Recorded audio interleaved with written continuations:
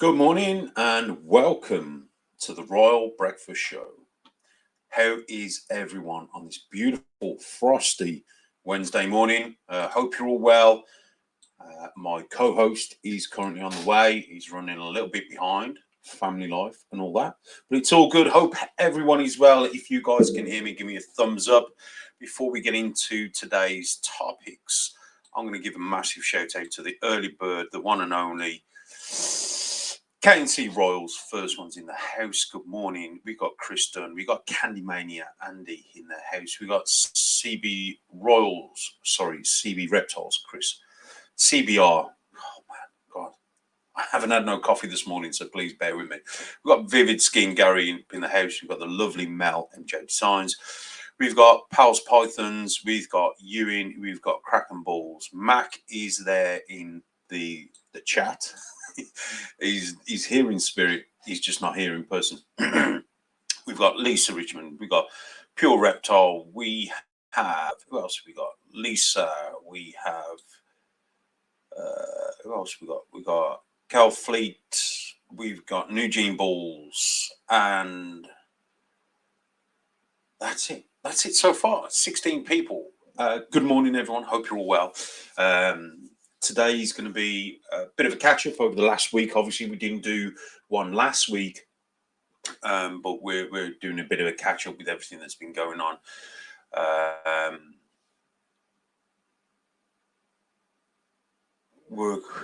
Sorry, I'm just reading the comments. I shouldn't read the comments when I'm trying to stay focused, but Max just commented there, I'm moving, I'd like to say running, but he's going to get here. Hope everyone's well. Hope you've all had a fantastic few weeks. There's been lots going on here behind the scenes regarding the B2U BC. For those who don't know, we do have a B2U Breeders Club, and we are hosting meetings, which will be exhibitors displaying animals, loads of dry goods stuff going on, and all details will be released. You do have to be a B2U BC member to be a part of it. And you can join that by getting over onto my Patreon, jumping on the £2.50 tier, which is the B2U BC, and that will give you access to become a B2U BC member. So with that being said, I hope that makes sense. Did some pairings completely a little bit off. Did some pairings last night. I'm pleased to say 16 locks, and one of my favorite ones, which I'm looking forward to this season, I'll just pull up a picture, so we have a spot nose chocolate het clown breeding a pastel with an added gene hypo clown.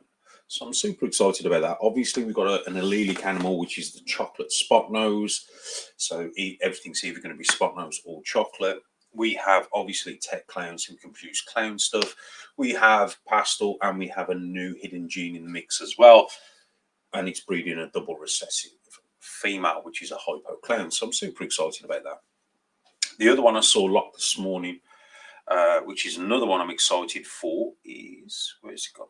Is the Sunset Het Ultramal to a Super Enchi Special. I'd like to get special in the Sunset project. I'm looking forward to doing that. Okay, here's another one I'm looking forward to doing. Blackhead Enchi Het Clown to a Leopard Lesser Blackhead Het Clown. It's head to head, but you know what? Super Blackhead Clowns. Let's go. Let's do all that. Let's make some amazing stuff happen. So, and that's just a few that I'm looking forward to. So just say a quick hello to a few newcomers. Anthony, we have Nikki, we have Jordan, and yeah. So I hope everyone's well. I hope you're breeding season is going to plan. Comment in the comment box below. Let me know what you guys are doing this season. One of the pairings that you're completely looking forward to, like me, and we will announce that on the breakfast show. Going through some news. The show must go on, Mac, I'm afraid. Going through some news. I'm going to give a community shout out, and the community shout out goes to the Snake Hut. Guys, Ben and Rachel, great couple, great family. If you're not following them on Instagram, get over there, give them a follow. The Snake Hut, it's their first season. They're going through the journey. Go and show them some support. Go and show them some love, and check it out. What we got coming in, camo constrictors. What's everyone up to? What's up, everyone? Good morning. New Gene Balls, Enchi Migraine to Fire Hypo. Looking forward to that. I also did a pairing last night with Migraine, which was Enchi Migraine to an Enchi Fire Migraine. So I'm looking forward to producing just some more migraine stuff. Kane Sea Royals, Spot Nose Pastel Black Phantom to Ultra Posset Pied. Oh, okay, yes, awesome. Paul, good morning. Wow, Pals Pythons. So we've got Banana G Stripe times Pastel. Let's pull that up. Banana G Stripe times Pastel Het G Stripe Banana Het Pied to Pinstripe Het Pied Fire Het Clown to Pinstripe Het Clown. Pinstripe is a very underrated gene, everyone. Love it. Absolutely buzzing for pinstripe stuff. Nikki is Mojave to Pastel Sugar. Fantastic pairing. Pastel and Mojave go very well together. And obviously Sugar, it's a great gene. Xanthia is here. Good morning. Camo Constrictors. Pastel Phantom Lucifer Yellow Belly Leopard Trick. Not a bad one at all. 2-inch Asphalt. Very simple. Well, it's not simple, but it's very powerful, should I say. Candymania. We've got GHI Double Het Hypo Clone to Pastel Double Het Hypo Clone. Great. Fantastic. Great little project there. Oh, Lisa's going to jump in with an Ultramal Trick. Awesome. We got Safe Southern Constriction. Sorry, what's up, everyone? Hope you're good, brother. KNC Blackhead Enchi to Enchi Mojave OD Clown. Chris Spectre Het Monarch to Spectre Het Monarch. He's give the game away. Super Spectre Monarch. Not being done. Joey, hey all. Only one pairing this season. Exantic Yellow Belly to Fire Pied Het Ultramal. Very interesting. Chris Dunn. Post Double Het Ultramal Sunset to Post Double Het Ultramal Sunset. Fingers crossed for that, Chris. Anthony is doing some highway to OD Yellow Belly, then lots of clown bits going on. Perfect. Mel's going to jump in with Banana Lesser Clown to Chocolate Spot Nose Het Clown. Yes, she's basically done. So that's going to be a great clutch. You know, Banana Chocolate Clown. You know, there's some good stuff there. Banana Lesser Chocolate Clown. That's going to end up looking like one of those. Remember those Zap ice creams? It's going to end up looking like that. The colour is going to be crazy. Leopard Hypo, Het Pied times Killer Pied and Pewter. Brilliant. Vivid Skin Gary has got Lemon Blast Yellow Belly Confusion Het Pied to Pastel GHI Pied. Wicked. Xanth's put the Xantic is 100% Het Pied. Forgot to mention that. Awesome. Camo Constrictors. My favourite is Enchi Fire Clown, 50% double het Sunset Ghost to Leopard Enchi Clown, 50% double het Sunset Ghost. Wow, it's going to be awesome. Joey's kicking in with Pastel Hypo to Cine G Stripe.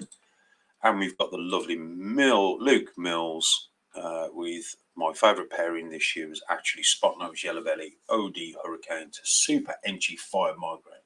Get some heads, get them on the shelf. And Mel agrees with me. I loved Zap Ice Cream Lollies. For those who don't know, you got to know. And we've got Mr. Glenn from Ultimate Balls. Good evening, Glenn. I need to speak to you later. Stand by for a phone call. Right then. Oh, hang on. We've got more coming in. I've opened up a can of worms here. I need to bring Mac on soon. Barnard Black Pastel, Het Hypo Albino times Blackhead, Het Red Exantic, Het Albino. Wicked. Looking forward to seeing that one, lads. Paul has got Black Pastel, Yellow Belly. I presume that's Yellow Belly, Het Pie to Lav / Lav, Super Asphalt, Hidden G Woma. Wow, it's a mass going on this morning.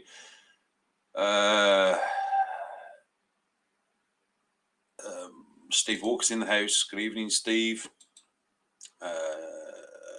Right then, let's go. Let's bring on the host, the one and only, the man that's late, the man in the chair, as always, Mr. Mac. Dude. Good morning. Morning. Sorry, I'm late. I'm not, because we say 10-ish, didn't we? We said ish. So we did say 10-ish, but yeah, we did say 10-ish, mate. You know me, mate. I've got to be on point. I'm on the go. I've got many stuff to do. Stuff to do. The schools have stitched me up. That's what it is. So last week we had the school strikes, didn't we? Fair play. The teachers deserve better pay. Yeah. And then this week I got stitched up with Archie's teacher, who was like, "Oh, I've got a coffee morning. I need you there." I was like, "All right, thanks." And then I've gone in, and the headmistress is collared me, and I thought, "Oh God, what's Archie done?" She's like, "I need a word with you." I was like, "What?" And she went, "Can you come on our board of school governors, please?" Wow. So I've had a bit of a hectic morning. But I'm here. It's good. It's good. Okay, well, you can fill us in on that behind the scenes a bit later. I will do. That'll be interesting. Mac, I've started the show. Do you want to jump on with something else next? Yeah, I've been listening in the background. So I have. It's all good. There's news-wise, there's not a great deal going on at the minute. Obviously, you mentioned the BTU, BC, which is great. We've got Milton Keynes IHS coming up, which is good. Yep. The IHS I'm looking forward to be honest. It is a nice venue by the looks of it. So I'm hoping this is the start of the rise of the IHS show. But we'll see. You know, we've got a show, which is good. Other news that I've sort of picked up on this week was wider than the ball python community. There have been some changes to the CITES appendixes. So Australia have added quite a lot of animals to Appendix 3, which is they want support from other nations to control the animals.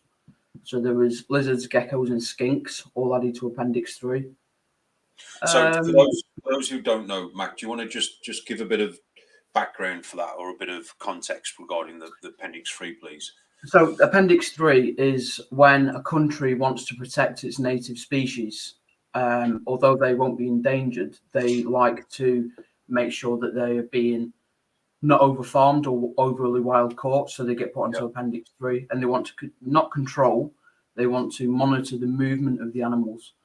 So Australia have said we need to monitor the movement of these animals, and we would like other countries and nations to support us in monitoring these restrictions, these animals. Okay, and how's that going to affect us here in the UK, or so there's affect people like in the US, in Europe? So there's 3 species of lizards, 8 species of geckos, and 8 species of skinks that have been added to Appendix 3. So now when you want to import any of these animals, you then have to go through the CITES application, and they're all monitored. So basically, what you're saying is, before this, they didn't need CITES. Now they need No, CITES. no, they didn't. So the biggest one for the reptile hobby, I imagine, would be the geckos and the skinks, because it covers blue tongue skinks. So there's so quite basically, there's a big blue tongue skink breeder over in Australia that I'm friends with. And I say I'm friends with. He's from the UK. We've sent messages back and forth. For the life of me, I can't remember it off my head. His handle on Instagram, but I know he's big into his blue tongue skinks over there, and he's doing a lot of work over there. So it's going to prove to be a little bit more difficult with stuff like that. So I think, look, having animals with CITES is only going to make it's harder. Let's face it. But I think it's only going to strengthen what we already have. So, for example, if we have some fantastic skink breeders or gecko breeders here in the UK, then if people are importing and exporting from outside of the UK, then there's no control, where over here there's people who've put a lot of time and effort. So why import it when you can potentially buy it from here in the UK? So I think there's good and bad about that. Like I said, guys, you can look at it from a bad aspect, that they are going to clamp down on it. The good aspect is for people who are fantastic breeders in the said species, it's going to give them more traction, because people aren't going to import as easy. So they're going to have to buy directly from their native country, whether it be UK, Europe, wherever you are, America, Canada. So that's interesting. Yeah, the Chinese water dragon was also added to Appendix 2 as well. So that's obviously quite a widespread animal. And then there was a few more that moved from 1 to 2 and 2 to 1. So loads of turtles. If you're a turtle keeper and you do import turtles, I would definitely check out CITES, because there's so many turtles that have been added to the CITES list. And that takes place, I think that comes into effect on the 10th of February. So that's in the next couple of days that comes into effect. So definitely, if you're into your skinks or your geckos and turtles, definitely check out the changes to CITES. Yeah, definitely.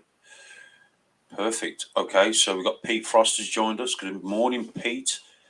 We've got Kieran.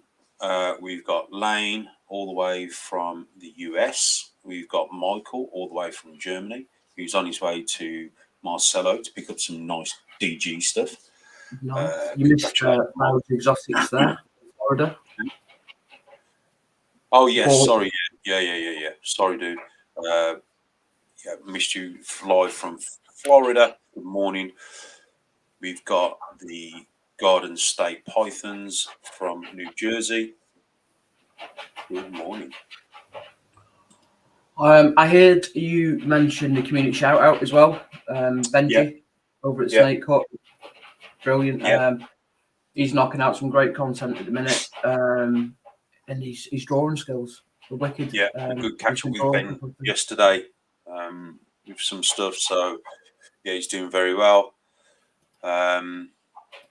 Looking forward to seeing what he does.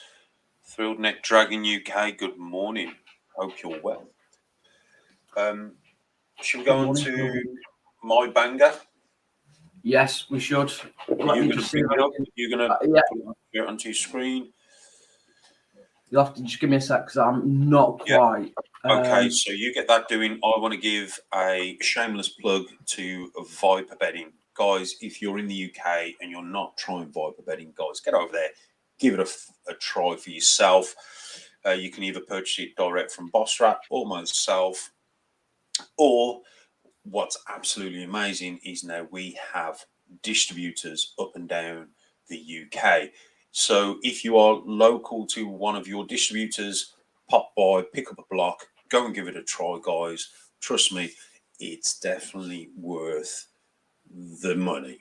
Okay, that's all I can say. The product is probably, it is the number one, the premium bedding in the UK. And I feel it's only going to go further with the other products that's going to come very, very soon. So again, if you're not trying Viper Bedding, get out there, give it a try. It suits all species of animals, The hatchling bedding is specifically good. I use it with my lizard species. I use it with my berms. Give it a try, guys. It is really good, really, really good.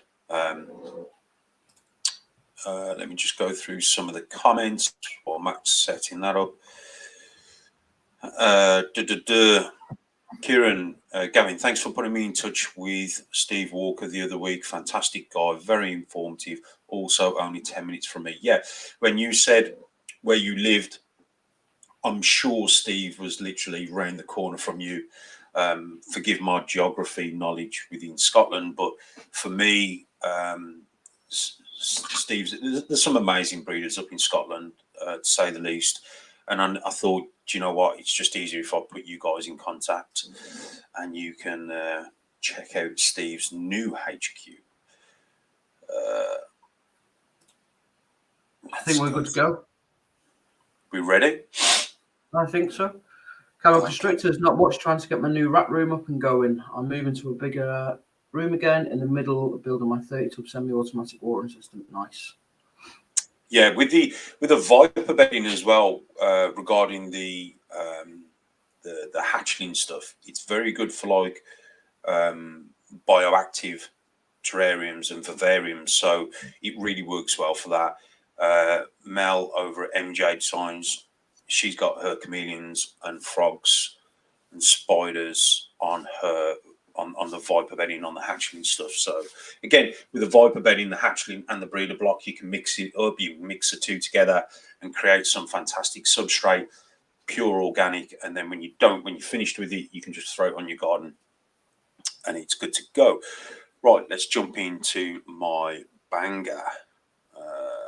Let's go here and let's go here. Ladies and gentlemen, I would like to introduce to you the magpie. The golden eye. The golden eye.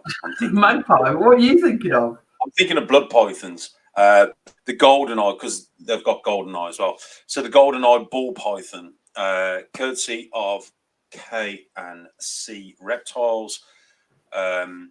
Is it K&C Reptiles or Royals? It's Royals. K&C Royals. Yes, Royals. There we go. K&C Royals. I'm losing it. I'm losing it.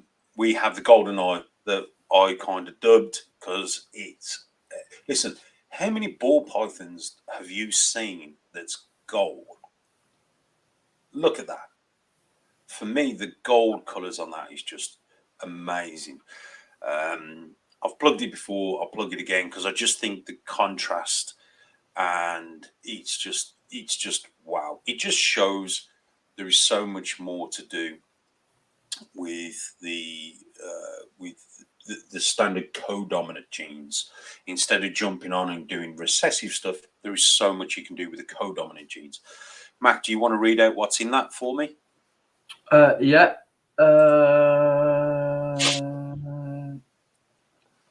Does it say? I know what's in it. Come on, Mac. Blackhead? Yep. Enchi. Mojave.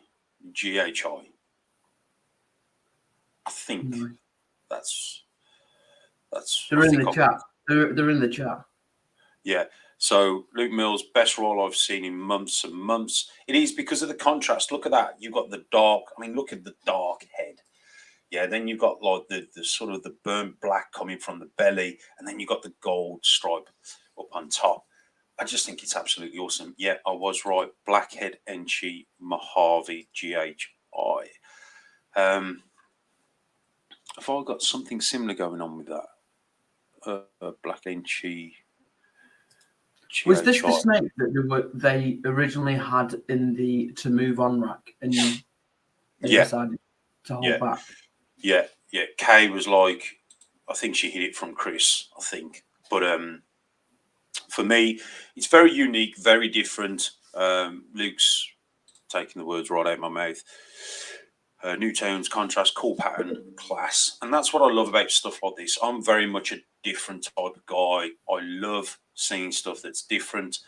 And look, we can all make DG clones, and all that sort of stuff. But making stuff like this for me is just, I just think it's great. I'm really tempted to buy it from them just to say I've got it. But yeah, I think it's great. I think I stand a chance of making something similar with this with one of my pairings, but with clown. But I think it's minus the Mojave, I believe, or it's minus. Yeah, I think it's minus. So it's got Blackhead Enchi to a GHI clown. So we'll see. But it's not going to be like that. That's for sure. I just think one of the questions I asked. That was it. Kay, sorry, Mac. Kay was hiding it from Chris. Good. I can't blame her. One of the questions I asked last week or the week before was a common gene that has grown on you recently. And my answer was Mojave. Once we talk about Mojave, and it changes so much, so nice. And the reason I was talking about it was a Krypton red stripe yellow belly, and the one with and without Mojave, the influence was so nuts. And it was with Mojave. Okay, I had a lot. So Mojave is definitely a gene that is sort of that I overlooked. I think being a newcomer, wanting to make my mark and not be around the more obvious or the more common genes, but Mojave is definitely one that I feel that I've overlooked. Yeah, I think a lot of people forget what Mojave does. Not only does it work with dark combos, it also works with light combos. Like if you look at something simple like a pastel Mojave, it certainly makes the pastel look better. You put Mojave with a dark gene like GHI, you get that amazing reaction, which what blew the GHI gene up. So if it wasn't for Mojave, then really GHI wouldn't have the traction it's got. Matt Lear, who founded the GHI, the first GHI combos he hatched were actually pastel GHIs.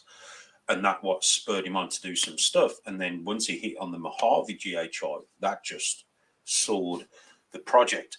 So Mojave has a lot to answer for regarding what it can do, what it does. And it's still a very underrated gene that I feel that deserves a lot more traction than what it does get. 100%. I struggled this week for my banger choice, and I kind of cheated. So I wanted to pick something out that was truly orange. So I was torn between something that Mr. Marcus Jane had produced, but everyone knows Marcus Jane stuff's just mind blowing anyway. So I kind of wanted to look outside the community, and I just couldn't find something, and I kept coming back to the same clutch. I know what you're saying. Another one that is received some great comments. But anyone that knows me knows I love orange. Yeah. They know I love orange. And this clutch is just screaming with orange. Pull it up. But it's important as well because it's also a first clutch. And I think that sets the standard of where we are all aiming to be when this is a first clutch. And it's just, knocks it out the park for me. So I'd like to introduce the whole clutch from Mr. J.M. Royals, our very own Jordan. Okay. Let's bring Jordan, it in then. Go on then. It's not here. I've opened it on the wrong screen. Hang on. I'll whack it in. I thought you were looking in the wrong direction. There we go. I was looking there, not there. Is it there now? There we go. It's there now. So, so it was a dreamsicle clutch. So there's ODYB in there, is the Jordan Dreamsicles. ODYB Dreamsicles. And they are just absolutely on fire. Yeah, he certainly had a fantastic clutch with that, definitely. I actually got the sneak previews of them in the egg. He kept messaging me, poking me. I know what he was doing because there's orange there. He's like, I know you like orange, have a sneak peek. But yeah, I just I know he's had a mention on a couple of the Well, it was on the Meet the Breeders. He had a mention, and Mike, you're still on a snake ban. So just to clarify, Gav, Stephanie Wearmouth is Mrs. Mac. Apparently, you don't know. Apparently, you don't know who Stephanie Wearmouth is. No. She's been dropping the lows for weeks and weeks now on the lives and on Instagram. Very sneaky. If she says, Gav doesn't know who I am, and I've been told not to say anything, but look, that's blatant now. So I'm going to say, Gav, Stephanie is Mrs. Mac. Yeah. She's on her work Google, I presume, why it's coming through with a full name. Right. But yeah, no, Jordan's clutch, absolute bangers. It's nothing too out there, but for a first clutch, I mean, look, it's orange. So that's the level we're all aiming to be at. Let me put some context behind everything, guys. Okay, this sort of clutch, I would say, between 5 and 10 years ago, let's say 8 years, let's go in the middle, 8 years ago, was a pinnacle clutch, okay, for a lot of the top end breeders. Okay, Justin and JKR or Canova actually produced the first pumpkin pied, which was the yellow belly pied. Okay, that was 2012, I want to say, around about that time. So this sort of clutch is actually, a pinnacle clutch for a lot of the big breeders, and then to hit it with a double recessive, and then to hit it with OD and YB in that one snake. So for context for people out there, this sort of clutch was only literally dreamt about, hence dream schools, because that sort of odds, those sort of colors, the contrast, for everything to land on top, that you're in the odd gods realm there. And the ability that new breeders have when they get into the hobby now regarding what's available to them on morph market, stuff like that was only dreamable. We could never dream of having stuff like that available to us when we were purchasing our beginner animals. So if we wanted an ODYB pied, we'd have to make it from scratch. Jordan's had the ability, along with a lot of people, to go out there and buy some amazing animals and then breed them together to make even more amazing combos. So you've really got to think that, the industry's come a long way. There's lots still to be done, loads more to be done. And I'm super excited to see where Jordan's going with his stuff. He has got some fantastic pairings going on. And I'm just excited to see the newcomers coming into the hobby, breathing a bit of air to the hobby, something new, something different. So I'm looking forward to watching people hatch stuff like this from Jordan. Absolutely awesome. It's banging. Absolutely banging. Well done, Jordan. Awesome. I'm going to put us both on the spot now as well. So one thing we haven't discussed is underrated genes this week. We've not had time to have a catch up. So have you got an underrated gene? Yes, I have. Go on then. Do you want to go first? Because I've already got mine. So I kind of have, but I haven't. So when you listen to any podcast, especially here in the UK, and people say underrated gene, a lot of people say the same gene. Which is? And it's hypo. Right, yeah.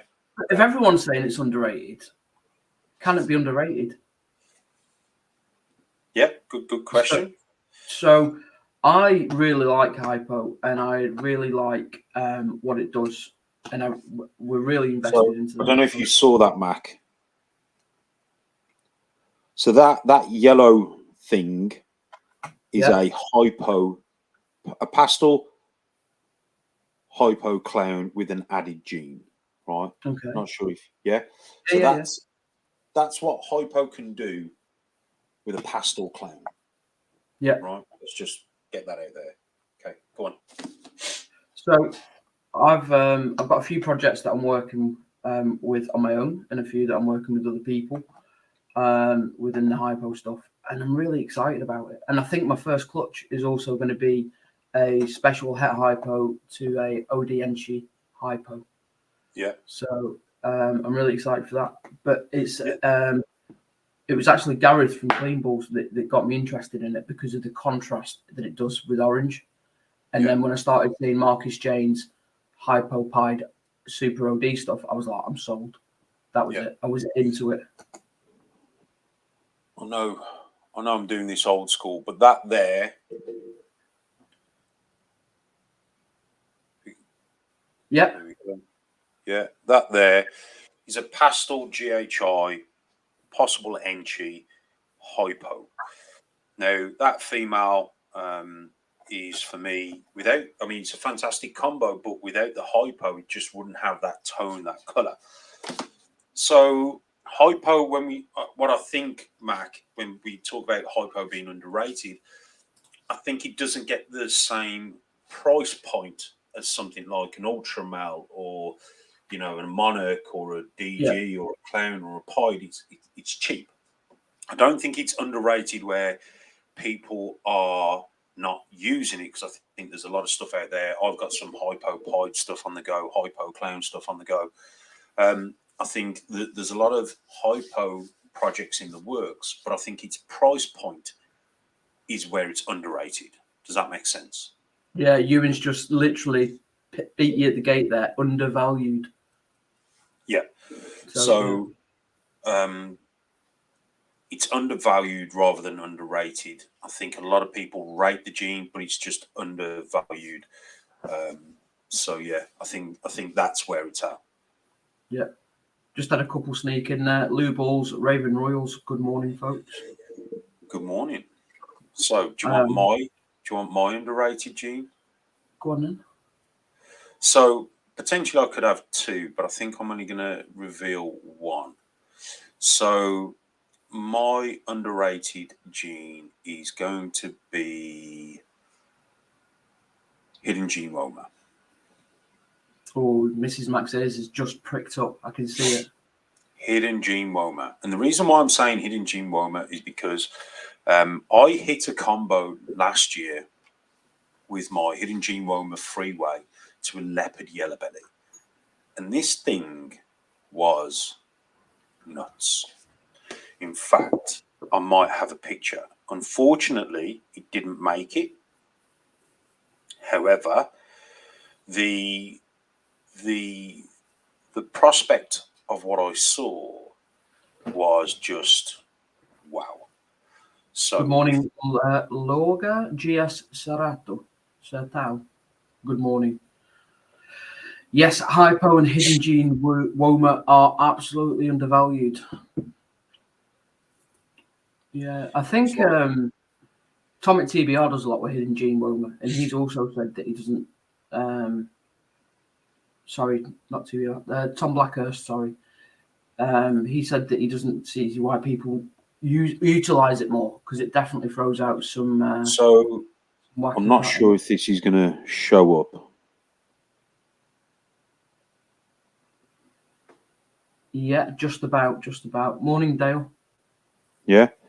Yeah. So let me show. That was a Hidden Gene Woma Leopard Freeway. I do have somewhere. Dale, how you doing, buddy? Hope you're well. We haven't had a catch up in a while. It's good to see you around, buddy. How's your season going? I see you had your first clutch land, which is nice. Congratulations, buddy.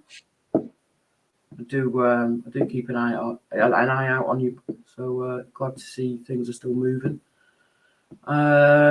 Raven Royals is cleaning the kitchen, then the snake room. Bin the kitchen off, straight into the snake room. Get on with the good stuff in life. Yeah. Whilst Gav's doing this, I'm going to give a shout out. So I want to give a shout out to Samson's Snaketorium. So Samson does a morning breakfast show in the States, which is 12 a.m. here, and he's up and online for 7 every Wednesday morning. So if you're not following Samson, make sure you get over to his YouTube channel, which is Samson Riviera. tune in for his breakfast show. It's absolutely amazing. He discusses, well, his breakfast show is called What's in Your Cup, and he discusses the good, the bad, and the ugly of the reptile hobby, mainly in the US, but it's still a very good watch. He's very down to earth, and he does a lot for charity and community work as well, which is great. So make sure you check out Samson. Just bear with me. No worries. I'm not sure if I've got it on this phone because Yeah, it was back in September when I did the video. But Castle Constrictor, Lorga, Hidden Gene Woma, and OD is a beauty. Yes, anything with OD in it gets my vote. Dale at Castle Constrictors. Yeah, good morning. Yeah, good man. Plodding along, clutch on the ground. All good things coming. Nice, mate. Nice. I'll drop you a message this afternoon after the school run. We'll have a bit of a catch up. Lou Balls. Somebody mentioned Wobble, and boom, Hidden Gene Woma became garbage gene. Yeah, it's one of them things, isn't it?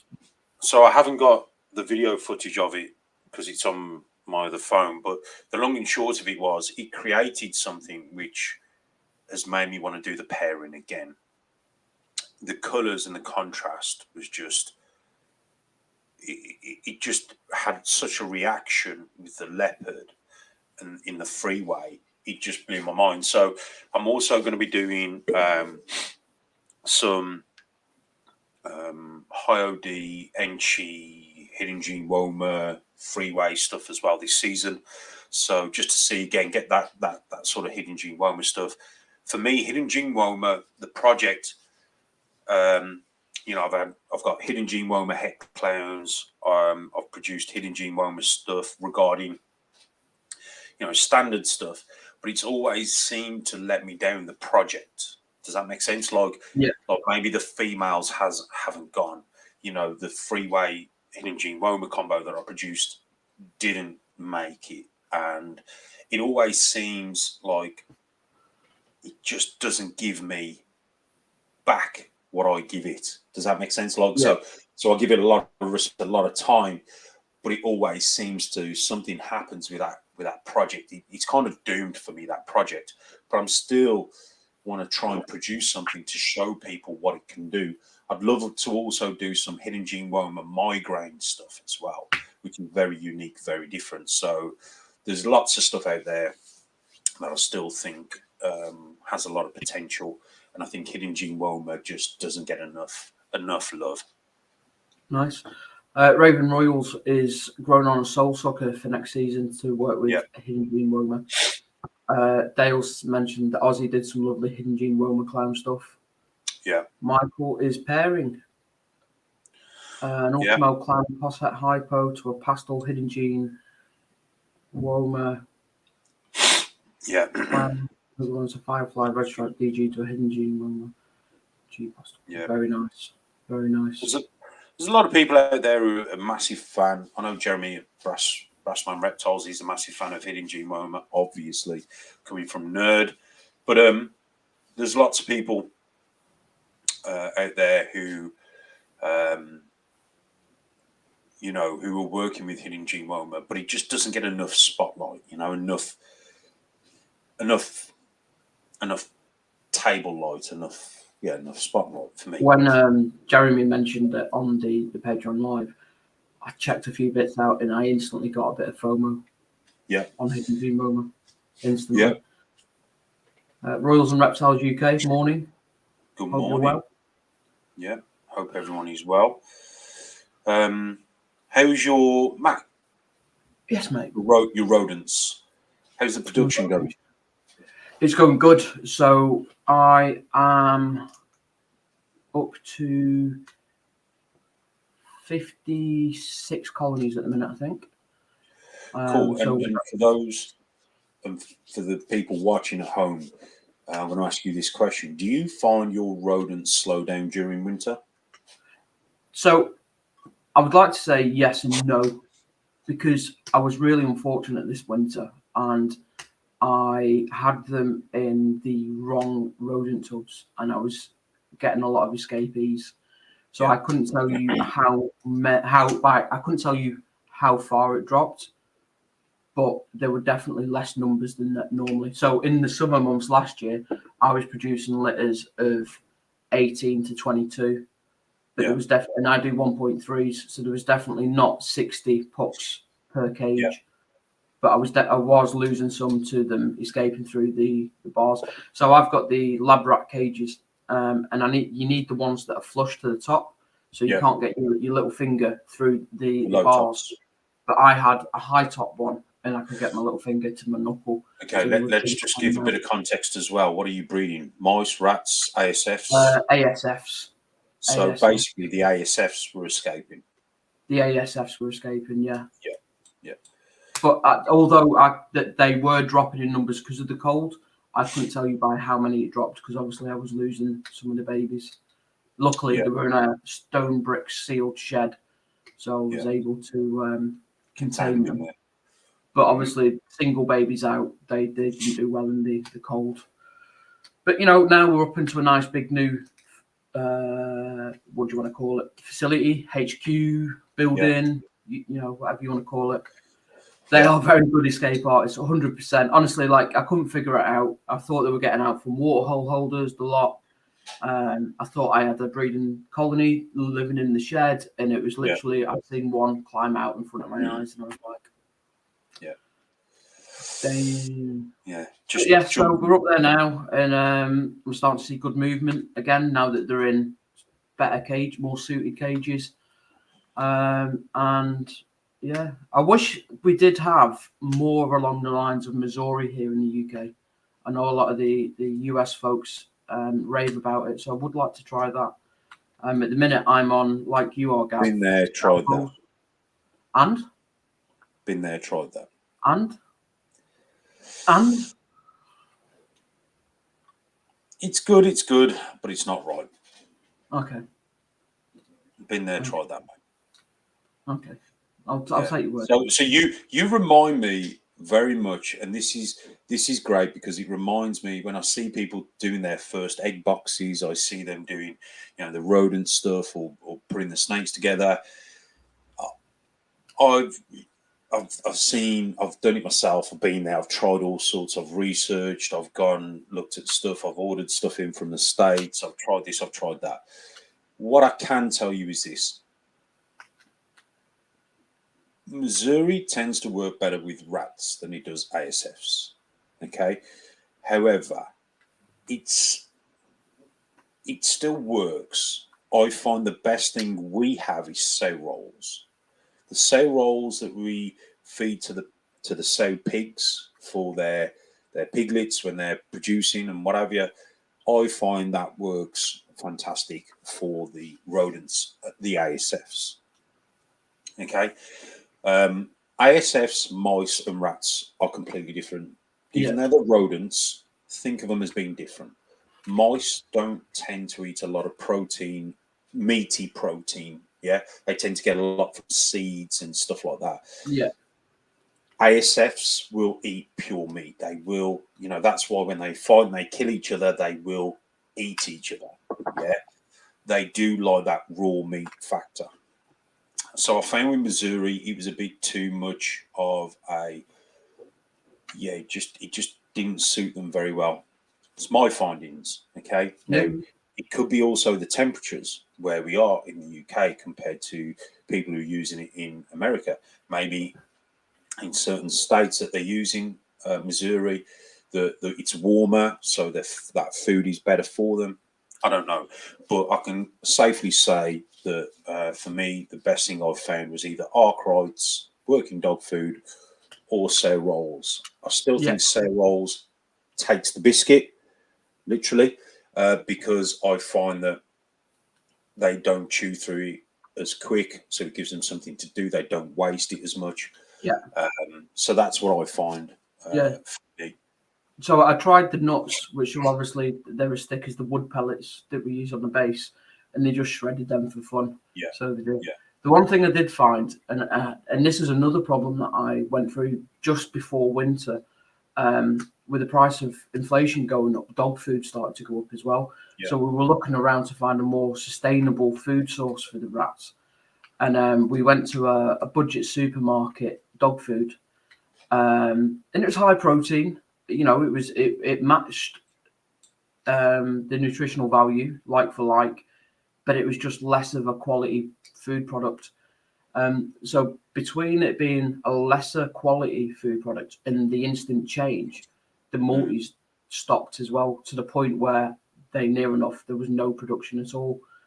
And I think I was just unlucky that the wrong enclosures, the change in food to a lesser quality food to the winter, I didn't really get a fair vision of how Yeah. they were going to act in the winter. Yeah. So Again, like you said, arc rights and sour rolls, I'm a massive advocate for. let me put something into perspective, guys. With dog food, there's not much, and I've got to be careful how I say this. There's not much regulation regarding what actually is in it. So it may say 10% protein, 15% protein. It may not even be that. It may even be less.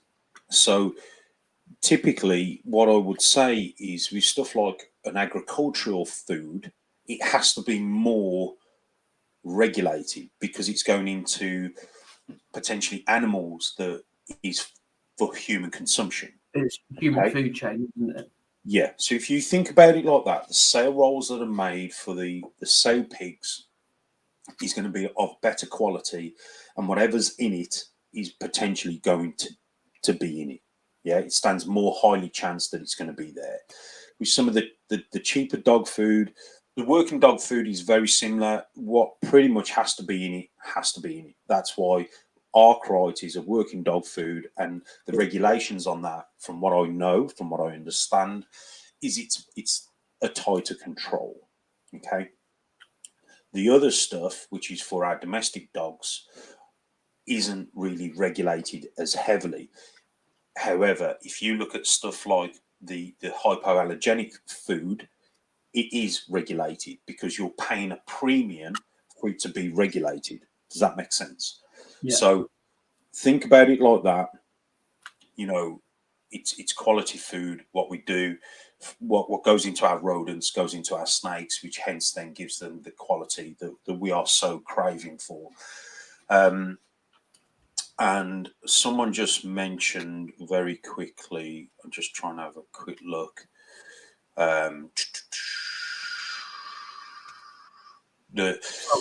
Frilled Neck Dragons UK, they basically said, been trying some combinations for our multis too, settled on sow rolls and added dog food on top with seed and treat mix. Now, what I'd suggest to you guys out there who are breeding ASFs, you can get those bird sow, not sow, got it on the bird fat balls. Okay, so they're basically a fat ball with seeds in there that you'll put out for the birds to peck at and all that sort of stuff. They actually do them with dried insects. Yeah, they do. Okay, which is absolutely awesome because, and I'll give you another little tip for your ASFs. Feed them cockroaches as a treat.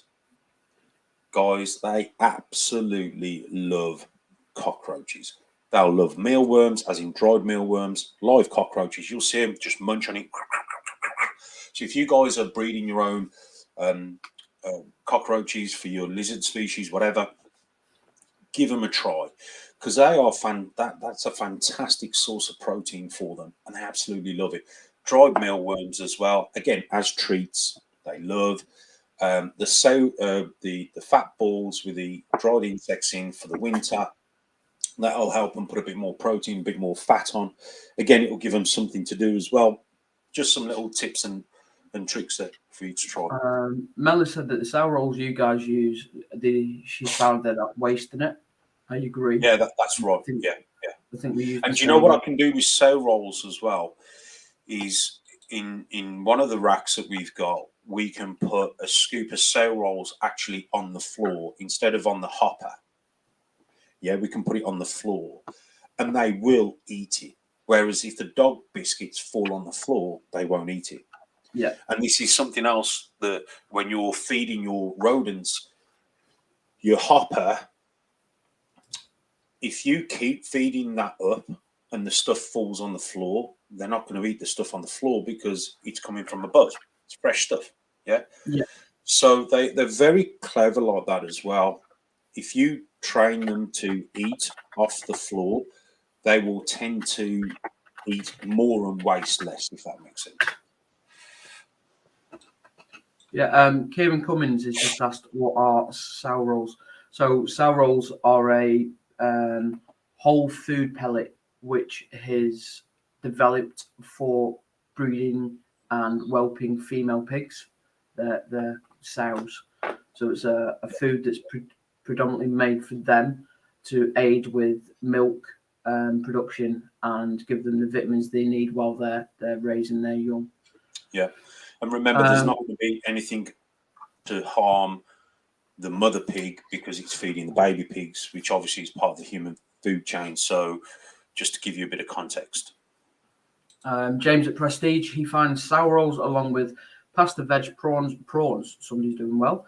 Rice, now and again, they love it and do really well on. I definitely will not be feeding my Maltese prawns. If any prawns come in here, they are going in my mouth, not the Maltese mouth.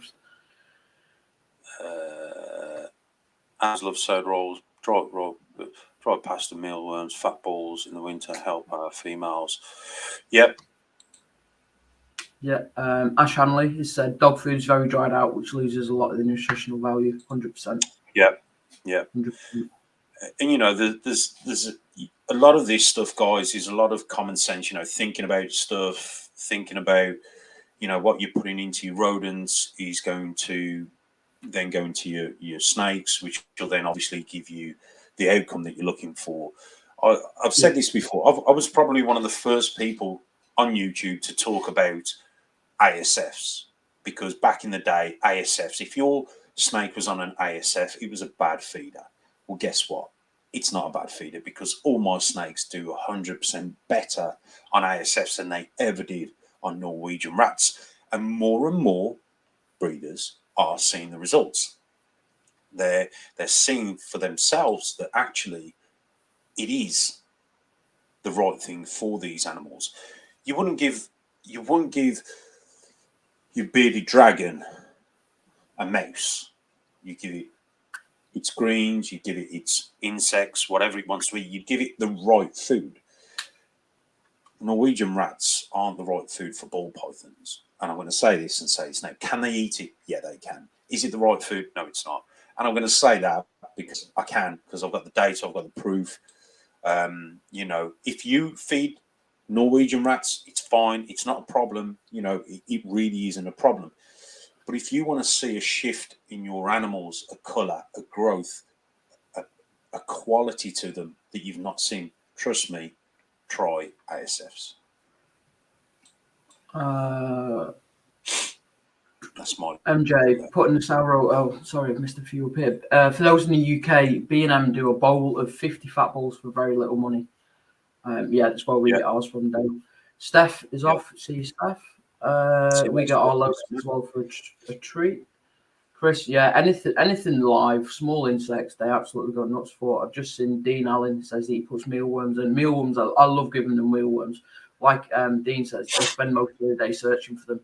They rut around. They go nuts for them. I agree with that. Putting it on the floor benefits the grow outs as they have easier access, 100%. The one thing I think people forget about with the Maltese as well is how important water is to them.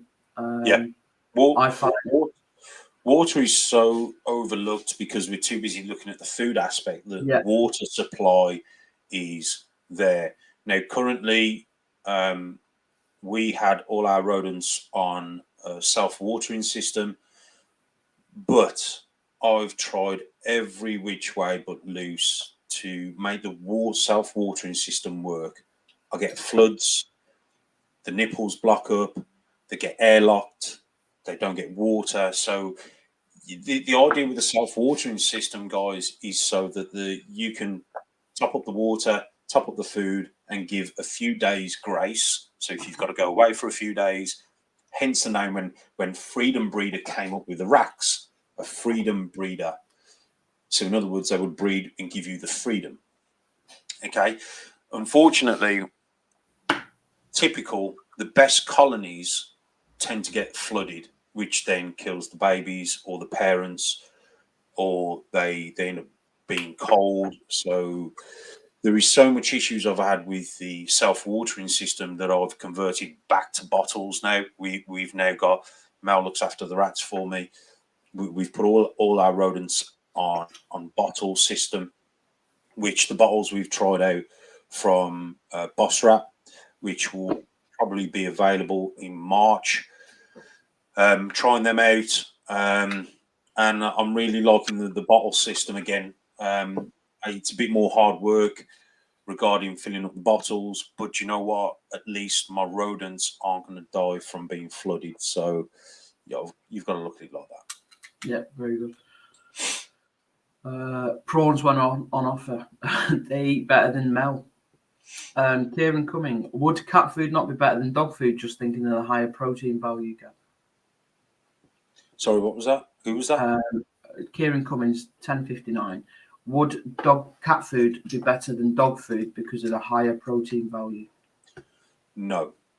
So with ASFs, they have to have, and this is the thing, if you hire the protein too much, their condition will deteriorate very rapidly. They will get tumors, they will get problems. You'll see them getting very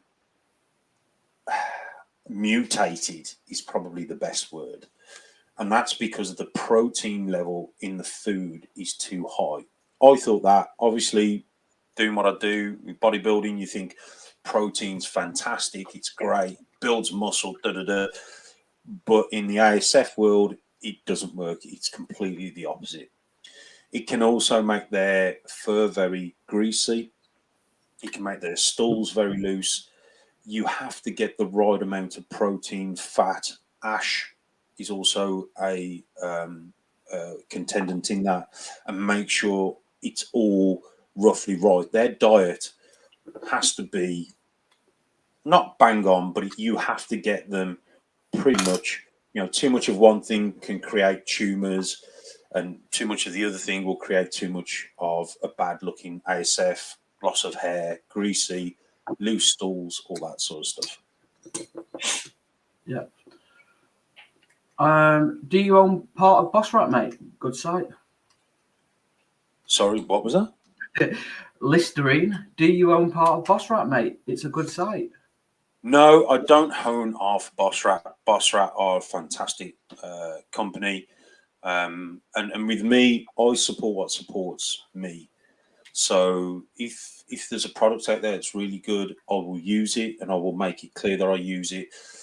I won't plug it if it's terrible or if I don't use it. But Boss Rat are very much for the community, if that makes sense. So for me, they're an important part of, I love Boss Rat. They're an important part of the Balls to You ethos, and what we strive to achieve, and what we want to do. So, yeah, Boss Rat are fantastic. They are. ASF has changed the collection. Some can't eat rats. Nearly lost one on rats because it had an intolerance from KNC Royals. Yeah. So what I think is going to start happening is, I've heard this quite a bit now since Kay and Chris brought it to my attention, that some ball pythons actually build up an intolerance to Norwegian rats, which creates them to have issues, digestive issues, sicknesses, RIs, because their immune system drops, which then can bring on stress, which then can mean they stop eating, brings on stress, brings on an RI. Now, I'm not saying Norwegian rats gives you RIs. What I'm saying is, when a ball python's immune system drops, okay, it's open for viruses and respiratory infections. So understanding a healthy animal, keeping an animal healthy, is vital to understand that it's going to give your animals the best chance in its life and health and all that sort of stuff. If they have a picky feeder, they tend to take a mouse to kickstart their feeding from Dean Allen. Yeah. I don't. It's very rare I have a picky feeder now. All my stuff's on ASFs. I don't use mice. I have got mice. I have tried mice, and some of them, you just think I'm one of these people that I'll try anything. If it works, great. I'll use it. If it doesn't work, then it is what it is. But yeah, using ASFs, I find I don't need to really use mice. I saw comments. Go on, just mate. no, I'm just jumping over the comments so that we don't lose traction. Dale, I haven't missed your comment. I'll come back to that. I think cat food has a lot of grain in it. Shameless poke for Boss Swat. Water bottles, they're awesome when the puppy doesn't knock them over. You'll know when Gav has shares or owns anything is it will have 2U at the end of the name. No picky eaters for James, just savages. Yeah. No picky feeders, just savages. Yeah, brilliant. So Dale's asking, what's your point of view on the pied market now, Gav? There seems so many dumping the stock, calling it a dead project. Yeah, do you know what? A lot of this is scaremongering. A lot of this is stuff that people are they're dumping it because everyone wants to jump on the clown project, because a lot of big breeders are pushing clowns because that's what people like. Okay, pied and clown for me are equally on the same level. Okay, you can get some amazing combos with clown as you can pied. I think everyone's jumping on the clown route, which for me screams a problem. If everyone's doing it, the supply and demand is going to be the problem. Okay, because if everyone's doing it, there's going to be plenty of supply, less demand, because you can get it anywhere. Okay, what will happen, and I can tell you this now, is everyone who's getting rid of the pied stuff to jump on the clown stuff, how many people are going to be producing clowns compared to pieds, which means the supply and demand is going to go the opposite way for the pied. I'm certainly not getting out of pied, not with what I've got going on here, with what we've got going on moving forward with the pied project, because trust me, for me, the pied project is not dead. It's not a dead project. It's just that people have FOMO, and the FOMO side of things is FOMO is a real thing, fear of missing out. And so when people are, clown, they go, well, actually, I want more clown. So let's sell the pied stuff to get more clowns. But they're going to come unstuck because everyone's going to be producing clown stuff, which is in turn going to bring the market. There's going to be that much clown stuff for sale. So that's my view. I love the pied stuff, working heavily with the pied, ultramal pied, clown pied, DG pieds, working heavily with that. Melly's doing some candy pieds, which really threw a curveball because I never really looked at Candy. And when I saw her candy pied male, it sort of got me thinking. So she's doing a pairing this season with a leopard double het female, which I'm looking forward to showing off and showing people the Candy project, because I don't have Candy, but Mel does. So I'd like to use that as a bit of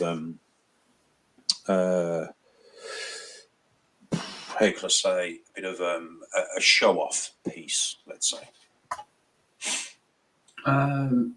Dale nailed it on the head there. Too much supply when it comes to the clown stuff. And say that again, mate. Can't hear. Dale nailed it on the head there when he said too much supply for the clown stuff. Dale also said that he's combined the projects trying to produce hypo clown pieds. Nice. Yeah. Dean Allen, do you have a problem selling the low end genes, as in the single genes, etc.? This year has been a little bit awkward. I'm not going to lie. This year is the first year I haven't really sold out. But every 5 years we tend to see this happen. So it's something that I'm not worried about. I haven't panicked about. I reduced my pairings last season. The season before, I think I did 52. This season I did 37 clutches, not 52. Yeah, so I did 52 the year before. Then last year I did 37. So it was going to be a little bit quiet this year. We know that. But the single gene stuff, if you try and use allelic animals, super animals, make them het for something like I've got a super entry special female for sale, proven breeder female on Morph Market. No one's picked her up, which is crazy. She's a super entry special.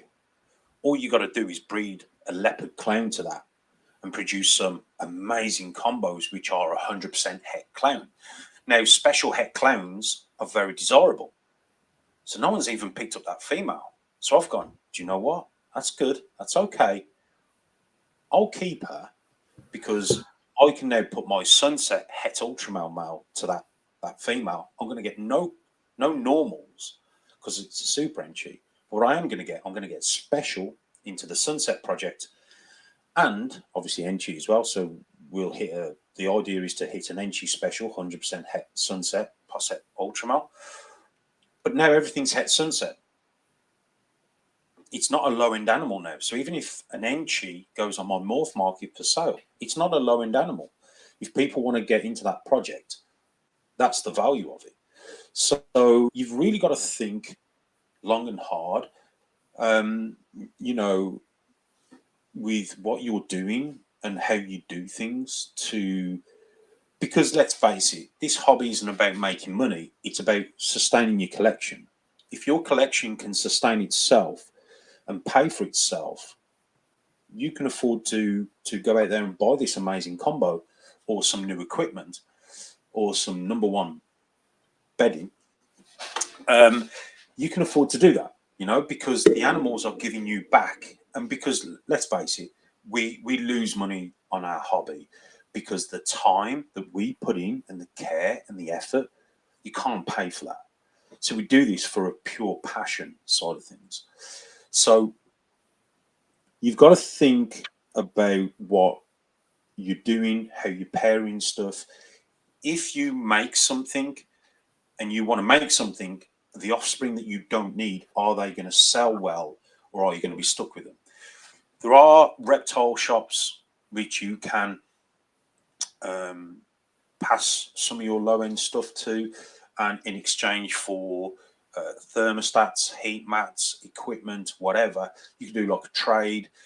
Because remember, in the UK, for them to import from Europe or anywhere else, they've got to have CITES paperwork. So that's time and effort, where they can get them from people in the UK pretty relatively easy and do a trade on some equipment. Yeah. So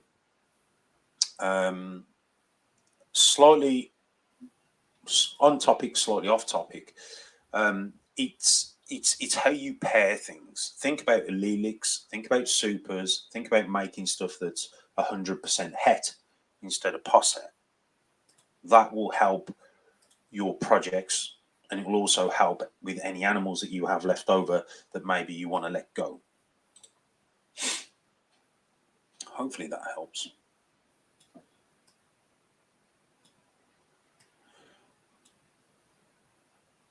What else we got? Prestige has had to shoot off. James, thanks for stopping in. Really appreciate it. Yeah. Steve Serpent Morphs, Stan, good morning.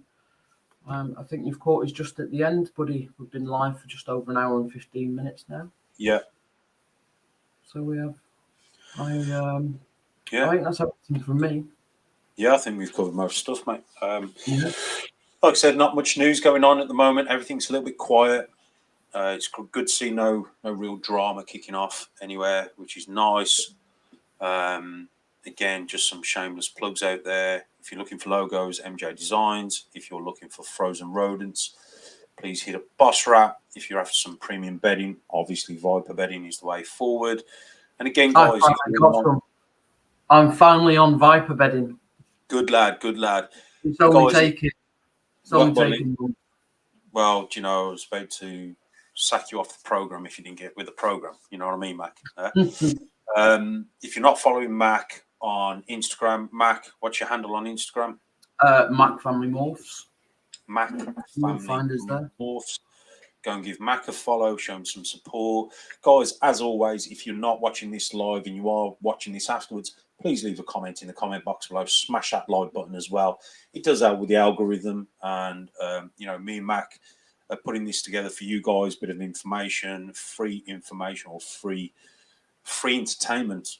I was going to say, Mac, but we don't really entertain very well. No. But we do what we can do. That's all we can do. That's all we can do. So, yeah, guys, drop a like, drop a comment. Feel free to share. Remember, we try and do this every Wednesday, roughly around between 9 and 10 a.m. UK time. Hope you've enjoyed this. Mac, I think it's been a good one. It is. It was a bit of a rush for me at the start, but I've enjoyed it. I love talking about snakes, love talking about rats. And it's all like-minded people, no drama, nice and chilled, just what the doctor orders for a Wednesday morning. 100%. Right, guys. We're going to say goodbye. I hope you're all well. Enjoy the rest of your season so far. And hopefully, if you haven't tuned in this week, hopefully you can tune in live next week. If you're watching this back, remember, comment, like, share, subscribe. Guys, have a good one. Take care. And I'll see you guys, or we will see you guys on the next one. Peace.